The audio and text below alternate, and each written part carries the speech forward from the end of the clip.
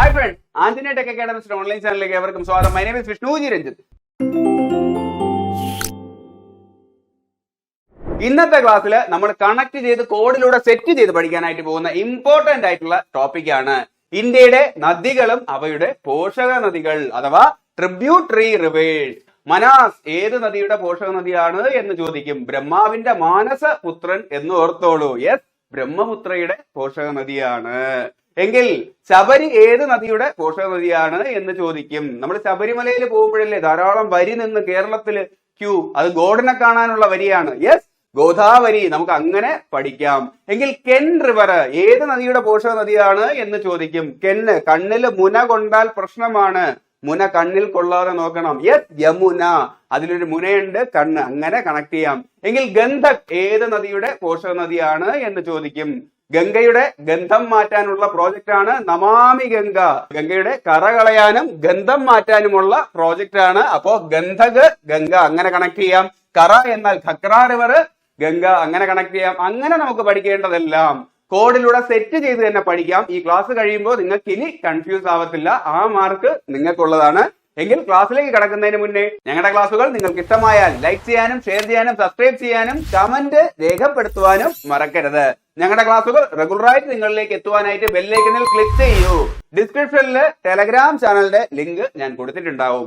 ഈ ക്ലാസ്സിന്റെ ഒക്കെ നോട്ട് വേണം എന്നുണ്ട് എങ്കിൽ അവിടെ ജോയിൻ ചെയ്തോളൂ. ഞാൻ ക്ലാസ് നിങ്ങൾക്ക് അയച്ചു തരാം. അത് മാത്രമല്ല യൂട്യൂബിൽ അപ്ലോഡ് ചെയ്യുന്ന എല്ലാ ക്ലാസിന്റെ ലിങ്ക് ഞാൻ അവിടെയും ഷെയർ ചെയ്യാറുണ്ട്. അപ്പൊ നിങ്ങൾക്ക് ക്ലാസ് മിസ്സാവാതെ കണ്ടിന്യൂസ് ആയിട്ട് നോട്ടിഫിക്കേഷൻ എത്തുകയും ചെയ്യും. ടെലഗ്രാം ചാനലിൽ ജോയിൻ ചെയ്യൂ. എങ്കിൽ ക്ലാസ്സിലേക്ക് കിടക്കാം. എങ്കിൽ നമുക്ക് ഗംഗാ നദിയിൽ നിന്ന് തന്നെ തുടങ്ങാം. ഖഗ്ര റിവർ ഗംഗാ നദിയുടെ പോഷക നദിയാണ്. നമ്മൾ പറഞ്ഞായിരുന്നു ഗംഗാ നദിയുടെ കറ കളയാൻ വേണ്ടി കൊണ്ടുവന്ന പ്രോജക്റ്റ് ആണ് നമാമി ഗംഗ. 2014 ജൂൺ മാസത്തിലാണ് നമാമി ഗംഗ വരുന്നത്. അത് ഗംഗയുടെ കറ കളയാൻ. അപ്പൊ അതുപോലത്തെ പേരല്ലേ ഖഗ്ര റിവർ, ഗംഗയുടെ കറ. ഖഗ്ര റിവർ അങ്ങനെ പഠിക്കാം. അങ്ങനെ കറ കളയുമ്പോഴത്തേക്കും ഗംഗയുടെ ഗന്ധം മാറുമല്ലേ. ഗംഗയിൽ കറയും ഉണ്ടായിരുന്നു, ഗന്ധവും ഉണ്ടായിരുന്നു. അതുകൊണ്ടാണ് ഗംഗയ്ക്ക് മാത്രമായിട്ട് അങ്ങനെ ഒരു പ്രോജക്റ്റ് വന്നത്. അപ്പൊ അത് വെച്ച് കണക്ട് ചെയ്യാം. ഗന്ധക് റിവർ ഗംഗയുടെ പോഷക നദിയാണ്. അങ്ങനെ കറയും ഗന്ധവും ഒക്കെ ഉണ്ടായിരുന്ന സമയത്ത് ആൾക്കാർ അവിടെ പോകുമ്പോഴത്തേക്കും അവിടെ ഗോ ചെയ്യുമ്പോ മതിയായി എന്ന് അപ്പൊ പറയുമായിരുന്നു എന്ന് ഓർത്തോളൂ. അതാണ് ഗോമതി റിവർ. അങ്ങനെ കണക്ട് ചെയ്യാമല്ലോ. അപ്പൊ ഇത് മൂന്നും ഗംഗയുടെ പോഷക നദികളാണ്. ഗംഗയും ഗായിലാണ് തുടങ്ങുന്നത്. ഈ മൂന്ന് നദികളും ഗായിലല്ലേ തുടങ്ങുന്നത്. Ghaggar river, Gandak river, Gomti river. Go ചെയ്തത് മതിയായി ഗംഗയില്. അപ്പൊ നമാമി ഗംഗ കൊണ്ടുവന്നു എന്നും ഓർത്തോളൂ. എങ്കിൽ കോസി റിവർ ഏത് നദിയുടെ പോഷക നദിയാണ് എന്ന് പറഞ്ഞാൽ അതും ഗംഗയുടെ പോഷക നദിയാണ്. കോസി, കാശി എന്ന് വെച്ച് ഓർത്തോളൂ. കാശിയിൽ പോയി ഗംഗയിൽ മുങ്ങി കുളിക്കണം എന്നൊക്കെ പറയാറില്ലേ, അതുപോലത്തെ മറ്റൊരു പേരാണ് കോസി. എങ്കിൽ കോസി ബീഹാറിലാണ് കേട്ടോ. ബീഹാറിന്റെ ദുഃഖം എന്നും ഇന്ത്യയുടെ ദുഃഖം എന്നുമൊക്കെ അറിയപ്പെടുന്ന നദി കോസി നദിയാണ്. സാരോ ഓഫ് ബീഹാർ, സാരോ ഓഫ് ഇന്ത്യ എന്നൊക്കെ കോസി അറിയപ്പെടും. അപ്പൊ ബീഹാറിന്റെ ദുഃഖം ഇന്ത്യയുടെയും ദുഃഖമാണ്, അത് കോസിയാണ് എന്ന് ഓർത്തോളൂ. എങ്കിൽ കർമ്മനാശ് റിവർ ഏത് നദിയുടെ പോഷക നദിയാണ് എന്ന് ചോദിക്കും. അത് ഗംഗയുടേതാണ്. കാശിയിലൊക്കെ വന്നിട്ട് ആൾക്കാരുടെ ശവശരീരം വന്നിട്ട് എരിച്ചതിന് ശേഷം കർമ്മങ്ങളൊക്കെ ചെയ്തിട്ട് ഗംഗയിലോട്ടല്ലേ ഒഴുക്കി വിടുന്നത്. അപ്പോ അത് വെച്ച് കണക്ട് ചെയ്യാം. കർമ്മനാശ് റിവർ ഗംഗയുടെ പോഷക നദിയാണ്. അല്ലെങ്കിൽ പണ്ടത്തെ അമ്മമാരൊക്കെ പറയും വയസ്സാങ്കാലത്ത് കാശിയിൽ പോയി മുങ്ങിക്കുളിച്ച് പാപങ്ങളൊക്കെ കഴുകിക്കളയണം, അത് കർമ്മങ്ങൾ നശിപ്പിക്കുകയല്ലേ. അങ്ങനെയും കണക്ട് ചെയ്യാം. കർമ്മനാശ് റിവർ ഗംഗയുടെ പോഷക നദി. ഓക്കെ അല്ലേ. അപ്പൊ അങ്ങനെ വരുമ്പോഴത്തേക്കും ഈ നദി ഹിന്ദുക്കളുടെ പുണ്യ നദി എന്നും അറിയപ്പെടുന്നത് ഗംഗയാണല്ലേ. യെസ്, അത് വെച്ച് കണക്ട് ചെയ്യാം. പുൺ റിവർ ഗംഗയുടെ പോഷക നദിയാണ്. പുണ്യ നദി എന്ന് ഓർത്തോളൂ. എങ്കിൽ സോൺ റിവറും ഗംഗയുടെ പോഷക നദിയാണ്. കർമ്മങ്ങൾ കൂടുതലും ചെയ്യുന്നത് മരണശേഷം ഹിന്ദു ആചാരപ്രകാരം വന്നിട്ട് സണ്ണായിരിക്കും അല്ലേ, മക്കളായിരിക്കും കർമ്മം ചെയ്യുന്നത്. അപ്പൊ അത് വെച്ചിട്ട് ഓർത്താൽ മതി. സൺ റിവർ കർമ്മം ചെയ്യുന്നത് സണ്ണാണ്. അല്ല എന്നുണ്ടെങ്കിൽ ഗംഗയുടെ സണ്ണ് എന്നും ഓർത്തോളൂ. അപ്പൊ സോൺ റിവർ ഗംഗയുടെ പോഷക നദിയാണ്. അപ്പൊ ആ സണ്ണിന്റെ പേരെന്ത് എന്നറിയാമോ? കർമ്മം ചെയ്യുന്ന രാം ഗംഗ. അതിലൊരു ഗംഗയുണ്ട്. അപ്പൊ രാം ഗംഗ റിവറും ഗംഗയുടെ പോഷക നദിയാണ്. അങ്ങനെയും കണക്ട് ചെയ്യാമല്ലോ. എങ്കിൽ യമുന റിവറും ഗംഗയുടെ പോഷക നദിയാണ് എന്ന് ഓർത്തോളൂ. ഈ മരണശേഷം ശരീരമൊക്കെ അങ്ങോട്ട് ഒഴുക്കി വിടുക എന്ന് പറയുമ്പോഴത്തേക്കും മരണവും യമനുമായിട്ടൊക്കെ ബന്ധമില്ലേ. അപ്പൊ യമൻ, കാലൻ അതൊക്കെ വെച്ചിട്ട് യമുന റിവർ മരണശേഷം കർമ്മങ്ങൾ ചെയ്യുന്നത് ഗംഗയിലാണ്. അപ്പോ യമനുമായും ബന്ധമുണ്ട് എന്നോർത്തോളൂ. യമുന റിവറും ഗംഗയുടെ പോഷക നദിയാണ്. എങ്കിൽ നമുക്ക് അടുത്തതിലേക്ക് പോവാം. എങ്കിൽ ഇനി നോക്കാനായിട്ടുള്ളത് കൃഷ്ണാ നദിയുടെ പോഷക നദികളാണ്. വേദാവതി ഏത് നദിയുടെ പോഷക നദി എന്ന് ചോദിക്കും, അത് കൃഷ്ണാ നദിയുടേതാണ്. നമുക്ക് ഇങ്ങനെ കണക്ട് ചെയ്യാം. അഞ്ചാം വേദം എന്ന് അറിയപ്പെടുന്നത് ഏത്? മത്സര പരീക്ഷയിൽ ചോദിക്കും. അത് മഹാഭാരതമാണ്. ആ മഹാഭാരതത്തിലെ പ്രധാനപ്പെട്ട ക്യാരക്ടറാണ് കൃഷ്ണ. അപ്പോ വേദാവതി അഞ്ചാം വേദം എന്നോർത്തോളൂ. മഹാഭാരതം അത് വെച്ച് കൃഷ്ണ നദിയുടെ പോഷക നദിയാണ് കണക്ട് ചെയ്യാം. എങ്കിൽ അതിലുള്ള മറ്റൊരു പ്രധാനപ്പെട്ട ക്യാരക്ടറാണ് ഭീമൻ, ഭീമസേനൻ അല്ലേ? യെസ്, ഭീമാ റിവർ ഏത് നദിയുടെ പോഷക നദിയാണ് എന്ന് ചോദിക്കും, അതും കൃഷ്ണാ നദിയുടേതാണ്. അപ്പോ അത് വെച്ചിട്ട് ഇങ്ങനെയും കണക്ട് ചെയ്യാമല്ലോ. എങ്കിൽ ഭീമനെ കുറിച്ച് ഓർക്കുമ്പോഴത്തേക്കും മഹാഭാരതത്തിൽ ഭീമൻ എങ്ങനെയാണ് നിൽക്കുന്നത്?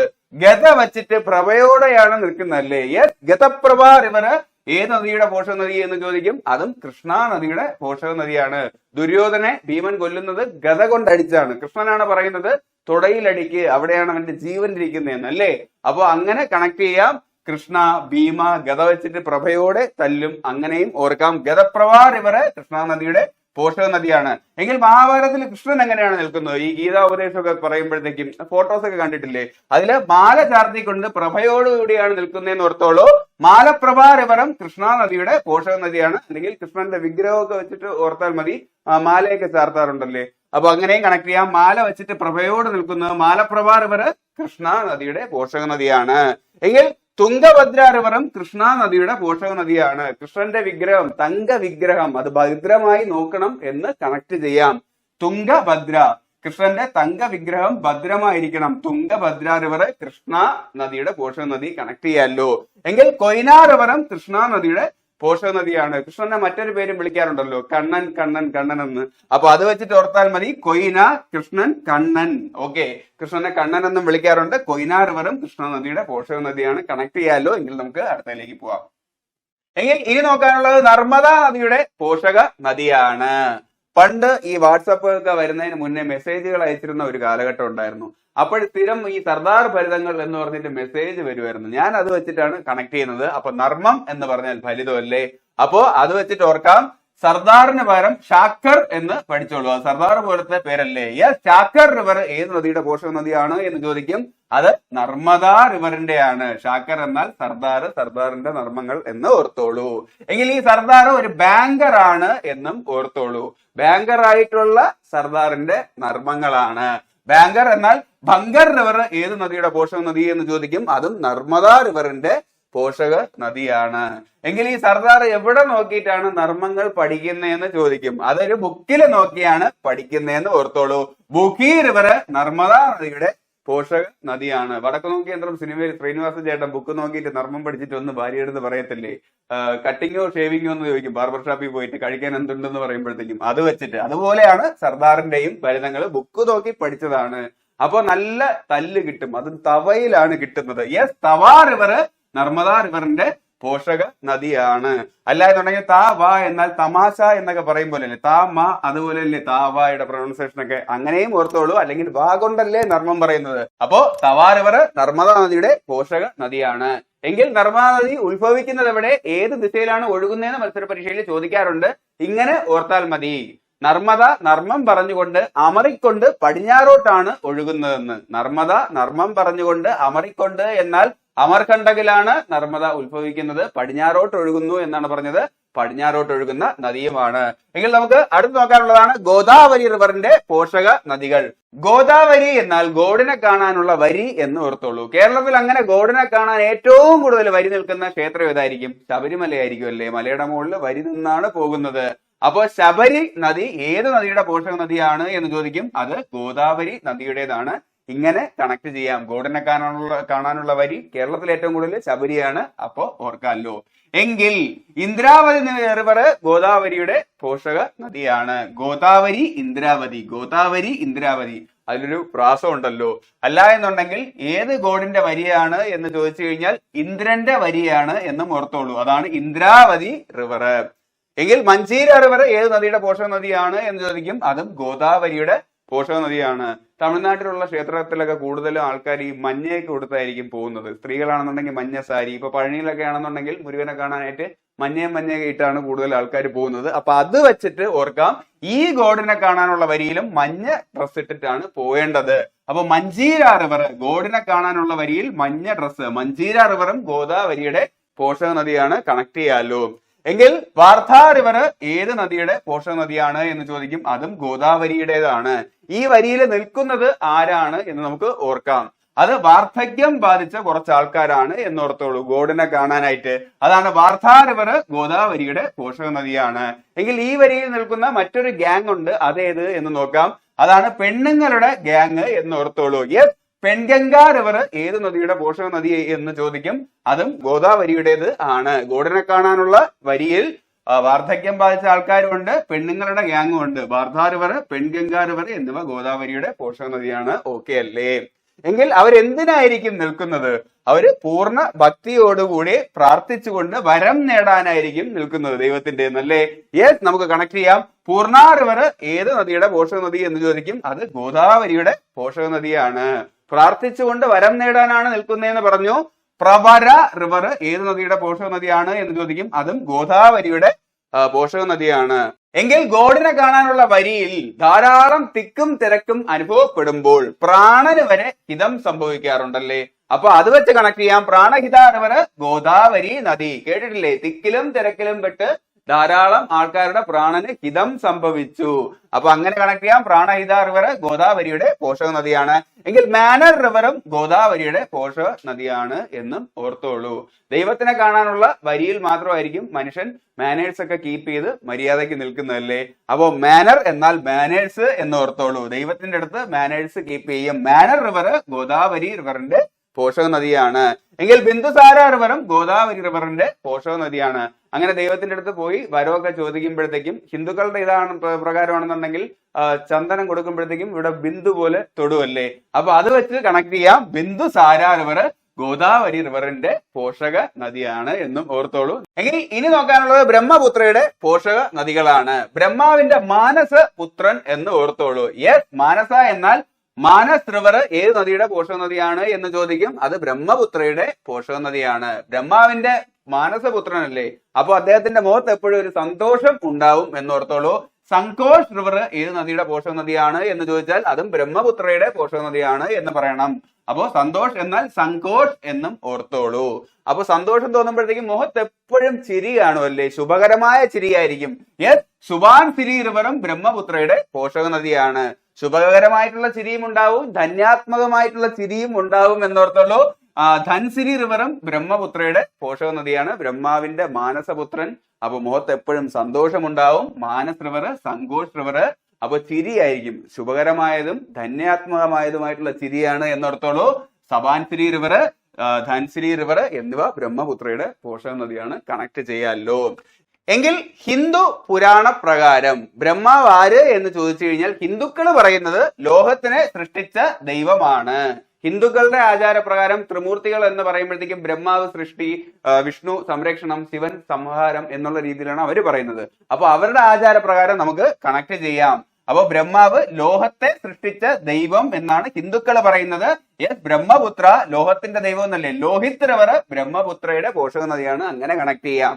അപ്പൊ ലോകത്തിനെ സൃഷ്ടിച്ച ദൈവം എന്നല്ലേ അവർ പറയുന്നത്. യെസ്, ദിബാങ് റിവറും ബ്രഹ്മപുത്രയുടെ പോഷക നദിയാണ്. ദൈവം ബ്രഹ്മാവ്, ദിബാങ് അതുപോലത്തെ പേരല്ലേ.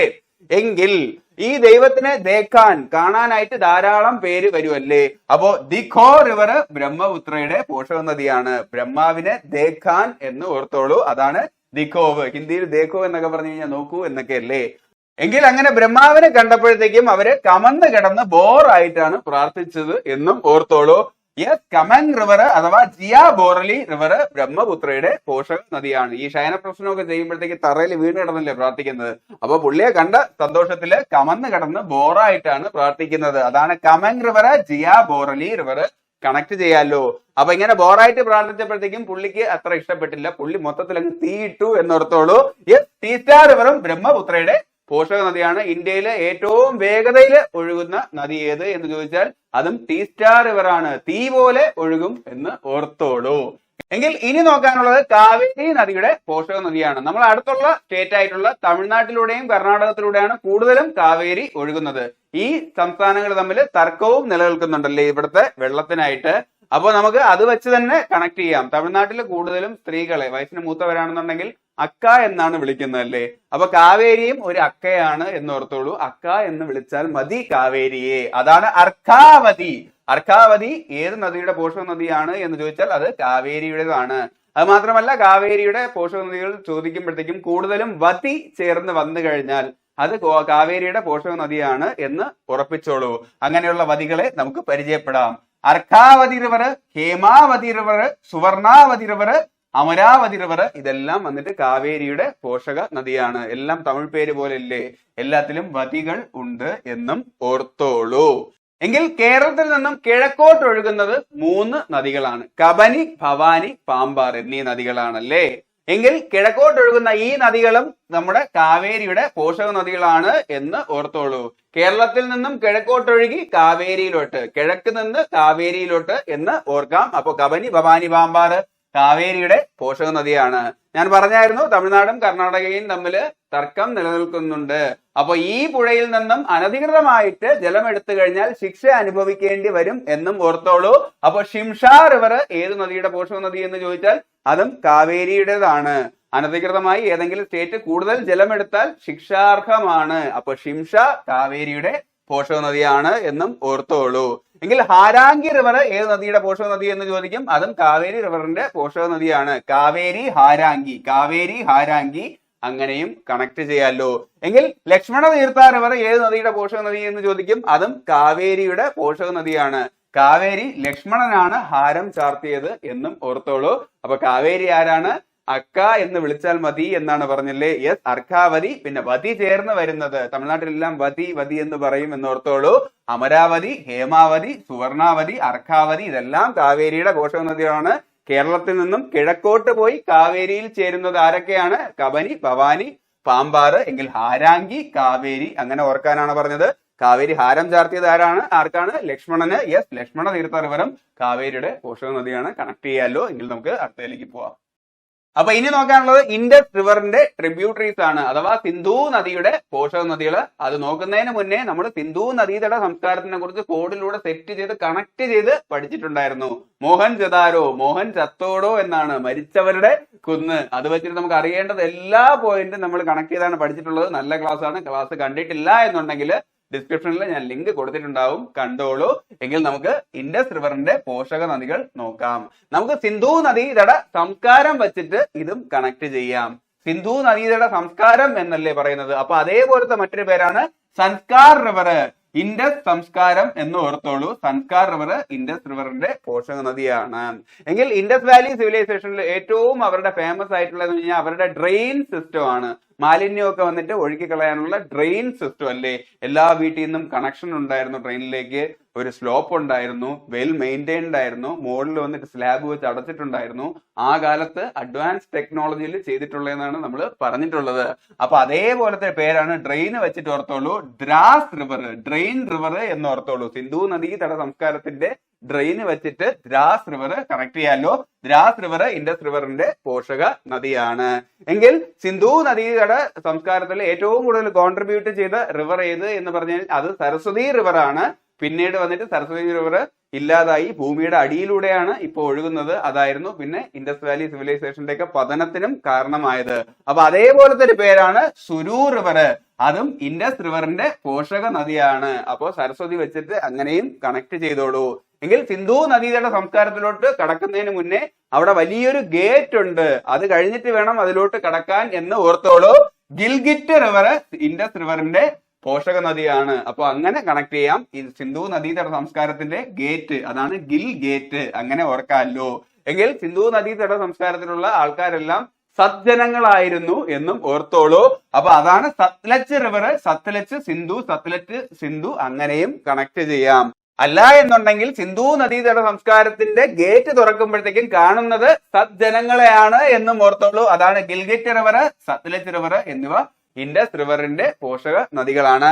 എങ്കിൽ ഷിയോക്ക് റിവർ ഏത് നദിയുടെ പോഷക നദി എന്ന് ചോദിച്ചാൽ അതും സിന്ധു നദിയുടെ പോഷക നദിയാണ്. ഇങ്ങനെ ഓർത്താൽ മതി. സിന്ധു നദീതട സംസ്കാരം നശിച്ചത് അറിഞ്ഞപ്പോൾ എല്ലാവരും ഷോക്കായി പോയി. ഇതിന് നേതൃത്വം നൽകുന്നത് ഒരു ജോൺ മാർഷലാണ്. 1921 ശേഷമാണ് മോഹൻജദാരോ ആണെന്നുണ്ടെങ്കിലും ഹാരപ്പയാണ്, അതാണ് ആദ്യം കണ്ടെത്തിയത്. ഹാരപ്പ, മോഹൻജദാരോ, പിന്നെ ബാക്കിയുള്ള സിന്ധു നദീതട സംസ്കാരങ്ങളെല്ലാം കണ്ടെത്തിയത്. അതെല്ലാം കണ്ടെത്തി കഴിഞ്ഞപ്പോഴത്തേക്കും എല്ലാവരും ഷോക്കായി. ആ കാലത്ത് ഇത്രയും, അതായത് ഇന്നത്തെ ആധുനികമായിട്ടുള്ള നാഗരികതയുടെ എല്ലാ സെറ്റപ്പിലും അന്നത്തെ കാലത്ത് അവർ ചെയ്തിട്ടുണ്ടായിരുന്നു. അപ്പൊ ഇത്രയും സമ്പന്നമായിട്ടുള്ള ഒരു സംസ്കാരമാണല്ലോ ഇല്ലാതായെന്ന് പറഞ്ഞ് എല്ലാവരും ഷോക്കായി പോയി എന്നും ഓർത്തോളൂ. എങ്കിൽ നമുക്ക് അടുത്തതിലേക്ക് പോവാം. ഇനി നോക്കാനുള്ളത് ഗംഗയുടെ പോഷക നദിയായിട്ടുള്ള യമുനയുടെ പോഷക നദികളാണ്. ഗംഗയില് യമൻ വന്ന് പ്രാണൻ എടുക്കുമ്പോഴത്തേക്കും ഗംഗയിൽ കർമ്മം ചെയ്യുമെന്നല്ലേ പറഞ്ഞത്. യമൻ എന്നാൽ യമുനയാണ് ഗംഗയുടെ പോഷക നദി. അപ്പൊ ഗംഗയിൽ ഭയങ്കര തിരക്കാവുമ്പോഴത്തേക്കും കർമ്മം ചെയ്യാനായിട്ട് എല്ലാവരും വന്ന് യമുനയിലോട്ട് വരും എന്ന് ഓർത്തോളൂ. അത് വെച്ചിട്ട് നമുക്ക് കണക്ട് ചെയ്യാം. അങ്ങനെ വരുന്ന ഒരു ഹിന്ദു സിദ്ധനെ നമുക്ക് ആദ്യം ഓർക്കാം. ഹിൻഡോൺ റിവർ ഏത് നദിയുടെ പോഷക നദി എന്ന് ചോദിക്കും, അത് യമുനയുടെ പോഷക നദിയാണ്. ഹിന്ദു സിദ്ധൻ എന്നാണ് പറഞ്ഞത്. സിന്ധ് റിവർ ഏത് നദിയുടെ പോഷക നദി എന്ന് ചോദിക്കും, അതും യമുനയുടെ പോഷക നദിയാണ്. അപ്പൊ അദ്ദേഹം അവിടെ വന്നിട്ട് ചിതാഭസ്മമായിരിക്കും അവിടെ ഒഴുക്കുന്നത് എന്ന് ഓർത്തോളൂ. അങ്ങനെ അവിടെ ഒഴുക്കുമ്പോഴത്തേക്കും യമുനയിലെ ടൺ കണക്കിന് ചാമ്പലാകും എന്ന് കണക്ട് ചെയ്തോളൂ. ടോൺ റിവർ യമുനയുടെ പോഷക നദിയാണ്. ചാമ്പൽ റിവറും യമുനയുടെ പോഷക നദിയാണ്. ആ രീതിയിൽ കണക്ട് ചെയ്യാമല്ലോ. അങ്ങനെ ടൺ കണക്കിന് ചാമ്പലാവുമ്പോഴത്തേക്ക് യമുനയിൽ മുഴുവൻ കരിയാവുമല്ലേ, കരിയാകും. ഗിരി റിവറും യമുന നദിയുടെ പോഷക നദിയാണ്. അങ്ങനെ കണക്ട് ചെയ്യണം. എങ്കിൽ ഗംഗയിൽ വന്നിട്ട് കർമ്മം ചെയ്യാനായിട്ട് ഒരു സണ്ണാണ് വന്നതെന്ന് നമ്മൾ പറഞ്ഞായിരുന്നു, രാംഗംഗ അല്ലേ. സൺ എന്നാൽ സോൺ റിവർ ആണ്. എങ്കിൽ യമുനയില് കർമ്മം ചെയ്യാനായിട്ട് വരുന്നത് സിദ്ധൻ കൂട്ടിക്കൊണ്ട് വരുന്നത് സണ്ണിനല്ല, ഒരു ബേട്ടയാണെന്ന് ഓർത്തോളൂ. ബേട്വ റിവർ യമുന റിവറിന്റെ പോഷക നദിയാണ്. എങ്കിൽ കെൻ റിവർ ഏത് നദിയുടെ പോഷക നദി എന്ന് ചോദിക്കും, അതും യമുനയുടെ പോഷക നദിയാണ്. കെൻ എന്നാൽ കണ്ണ് എന്ന് ഓർത്തോളൂ. കണ്ണില് മുന കൊള്ളാൻ പാടില്ല, മുന കൊള്ളാതെ സൂക്ഷിക്കണം. ആ മുനയാണ് യമുന. യമുന ആ മുന കണ്ണ് വെച്ചിട്ട് ഓർത്തോളൂ. കെൻ റിവർ യമുനയുടെ പോഷക നദിയാണ്. കണക്ട് ചെയ്യാലോ. എങ്കിൽ നമുക്ക് അടുത്തതിലേക്ക് പോവാം. ഇനി നോക്കാനുള്ളത് ദാമോദർ, രവി, മഹാനദി എന്നീ നദികളുടെ പോഷക നദിയാണ്. നമുക്ക് ആദ്യം മഹാനദി തൊട്ട് തുടങ്ങാം. മഹാനദി എന്നാൽ മഹാനടിയാണ് എന്ന് ഓർത്തോളൂ. മഹാനടിയാകുമ്പോഴത്തേക്കും ധാരാളം ഫാൻസ് കാണും, ധാരാളം ആൾക്കാരെല്ലാം അവരോട് ഒത്തുകൂടും, സംസാരിക്കാൻ ആൾക്കാർ വരും. അപ്പൊ അത് വെച്ചിട്ട് നമുക്ക് കണക്ട് ചെയ്യാം. സിയോനാഥ് റിവർ ഏത് നദിയുടെ പോഷക നദി എന്ന് ചോദിക്കും, അതാ മഹാനദിയുടെ പോഷക നദിയാണ്. ഇങ്ങനെ ഓർത്തോളൂ, മഹാനടിയെ സീൻ ചെയ്യാൻ നാട്ടിലുള്ള എല്ലാവരും ഒത്തുകൂടും, അതാണ് സിയോനാഥ് റിവർ. ഓക്കെ. എങ്കിൽ ടെൽ റിവർ ഏത് നദിയുടെ പോഷക നദി എന്ന് ചോദിക്കും, അതും മഹാനദിയുടെ പോഷക നദിയാണ്. മഹാനദിയോട് ടെൽ ചെയ്യാൻ, സംസാരിക്കാനായിട്ട് എല്ലാവരും ഒത്തുകൂടും എന്ന് ഓർത്തോളൂ. അതാണ് ടെൽ റിവർ മഹാനദിയുടെ പോഷക നദി. ആരായിരിക്കും അങ്ങനെ ഒത്തുകൂടുന്നത്? അവരുടെ ചങ്ക് ആയിട്ടുള്ള ഫാൻസ് ആയിരിക്കും അല്ലേ, അവരെ ചങ്ക് എന്ന് കരുതുന്ന ഫാൻസ് ആയിരിക്കും. ജോങ് റിവർ മഹാനദിയുടെ പോഷക നദിയായിരിക്കും. ആ ഫാൻസ് എല്ലാം മാൻമാരാണ് എന്ന് ഓർത്തോളൂ. മാൻഡ് റിവർ മഹാനദിയുടെ പോഷക നദി, അല്ലെങ്കിൽ മഹാനദി, അതിനെ ചുരുക്കി മാൻഡ് മഹാനദി, മാൻഡ് മഹാനദി അങ്ങനെയും പറയാമല്ലോ. അങ്ങനെ എന്താണ് അവരുടെ അടുത്ത് ആൾക്കാര് ചുറ്റും കൂടുമ്പോഴത്തേക്കും അവർക്ക് ഡിസ്റ്റർബ് ആകുമ്പോഴത്തേക്കും അവർ കൈ ഓങ്ങിയിട്ട് എല്ലാവരും പോവാനായിട്ട് പറയും എന്ന് ഓർത്തോളൂ. അതാണ് ഓങ് റിവർ മഹാനദിയുടെ പോഷക നദിയാണ്. അവരെല്ലാവരോടും കൈ ഓങ്ങിയിട്ട് മാറി നിൽക്കാൻ പറയും. അതാണ് ഓങ് റിവർ. മഹാനദിയെ വെച്ചിട്ട് ഓർത്താൽ മതി. എന്നിട്ടും ആൾക്കാർ മാറാതെ അവർ ശല്യം ചെയ്യുമ്പോഴത്തേക്കും അവരെ രക്ഷിക്കാനായിട്ട് അവരുടെ ഹസ്ബൻഡ് ഡിയോ ബൈക്കിൽ വന്നിട്ട് അവരെ കൂട്ടിക്കൊണ്ടു പോകും എന്നോർത്തോളൂ. അതാണ് ഹസ്ഡിയോ റിവർ മഹാനദിയുടെ പോഷക നദിയാണ്. എങ്കിൽ ഇബ് റിവറും മഹാനദിയുടെ പോഷക നദിയാണ് എന്ന് ഓർത്തോളൂ. ഇബ് എന്നാൽ ലവ് എന്ന് ഓർത്തോളൂ. ലവ് എന്നൊക്കെ പറയും പോലെ അവരുടെ എല്ലാവർക്കും ലവ് ആയതുകൊണ്ടാണ് അവരുടെ അടുത്ത് ഇങ്ങനെ ചുറ്റും കൂടുന്നത്. അതാണ് ലവ് ഇബ് എന്ന് ഓർത്തോളൂ. എങ്കിൽ ഇനി നോക്കാനുള്ളത് രവി നദിയുടെ പോഷക നദിയാണ്. നമുക്ക് മേജർ രവിയെ വെച്ചിട്ട് ഓർക്കാം. അദ്ദേഹം മേജർ ആയിരുന്നില്ലേ, മിലിറ്ററിയിലൊക്കെ സേവനം അനുഷ്ഠിച്ചിട്ടുണ്ട്, ധാരാളം ഓപ്പറേഷനിലൊക്കെ പങ്കെടുത്തിട്ടുണ്ട്. അപ്പൊ അതിർത്തിയിലൊക്കെ ഡ്യൂട്ടി നോക്കിയിട്ടുള്ള ആളാണ്. അപ്പൊ അദ്ദേഹത്തിന്റെ ബുദ്ധിയുള്ളൊരു നായ് തുണയ്ക്ക് എപ്പോഴും കൂടെ ഉണ്ടായിരുന്നു എന്ന് ഓർത്തോളൂ, അദ്ദേഹത്തിന്റെ സംരക്ഷണത്തിന്. അപ്പൊ ബുദ്ധിൽ റിവർ രവി റിവറിന്റെ പോഷക നദിയാണ്. തുണയ്ക്ക് നായി എന്നാണ് പറഞ്ഞത്. ധോണ റിവർ അഥവാ നായ് റിവർ എന്നറിയപ്പെടുന്നതും രവി റിവറിന്റെ പോഷക നദിയാണ്. കണക്ട് ചെയ്യാലോ. ബുദ്ധിയുള്ളൊരു നായ് തുണയ്ക്ക് മേജർ രവിയുടെ കൂടെ ഉണ്ടായിരുന്നു എന്ന് ഓർക്കാനാണ് ഞാൻ പറഞ്ഞത്. അപ്പൊ ആ നായ് അദ്ദേഹത്തെ സംരക്ഷിക്കുമ്പോഴത്തേക്കും അദ്ദേഹം എന്ത് ചെയ്യും? ഉച്ചത്തില് സല്യൂട്ട് നൽകുമല്ലേ ആ നായിക്ക്. അതാണ് ഉജ്ജ് റിവർ, സിയോൾ റിവർ എന്നിവ രവി നദിയുടെ പോഷക നദിയാണ് എന്നും ഓർത്തോളൂ. അല്ല എന്നുണ്ടെങ്കിൽ മേജർ രവിയുടെ പിക്കറ്റ് 43 സിനിമയിലെ കഥ ഓർത്താലും മതി. പൃഥ്വിരാജ് വളരെ ഉയരത്തിൽ ഉച്ചത്തിലുള്ള ഒരു സ്ഥലത്തിലെ ബോർഡറില് ഒരു നായയും കൂട്ടിയിട്ടാണ് പോകുന്നത്. ബുദ്ധിയുള്ളൊരു നായയും തുണയ്ക്ക് കൂട്ടിയിട്ടാണ് പോകുന്നത്. അത് രക്ഷിക്കുമ്പോഴത്തേക്കും സല്യൂട്ട് നൽകുന്നുണ്ട്. അങ്ങത് വെച്ചിട്ടും ഓർത്താൽ മതി.